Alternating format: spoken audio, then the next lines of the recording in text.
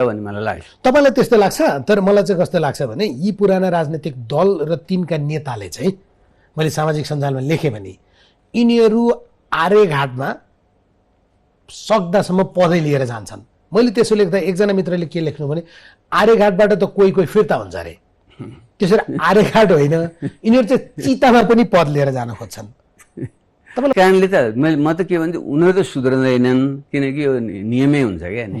उनीहरूको यस्तो स्वार्थ समूह त्यहाँ बनाएको छ, यति ठुल्ठुला केसमा तिनीहरू मुछेका छन्, सत्ताबाट बाहिर निस्किने बित्तिकै त उनीहरूको त एक प्रकारको नैतिक मृत्यु त भइहाल्छ।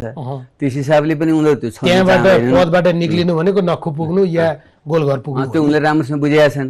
त्यसो भएर मेरो बुझाइ चाहिँ के छ भने त्यसभित्रैबाट विस्फोट हुन्छ र त्यहाँभित्रका अलिकति अग्रगामी सोच राख्ने स्वच्छ छविका मानिसहरूले फेरि पुनर्संरचना गर्छन् ती पार्टीहरू, अथवा अलग अलग निस्केर एउटा नयाँ पार्टीको रूप तिनीहरूले दिन्छन्। त्यो सम्भावना म देख्छु। तर तपाईँले त्यसो भन्दै गर्दा फेरि एकचोटि तपाईँलाई मैले दोहोऱ्याएर सोध्न खोजेको चाहिँ वैकल्पिक राजनीतिक शक्ति त बन्नु नै छ, त्यो एउटा दलका रूपमा बन्न त निकै गाह्रो जस्तो देखिन्छ।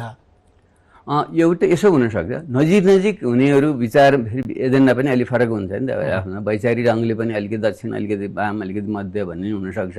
कार्यक्रमिक हिसाबले पनि कोही चाहिँ अलिकति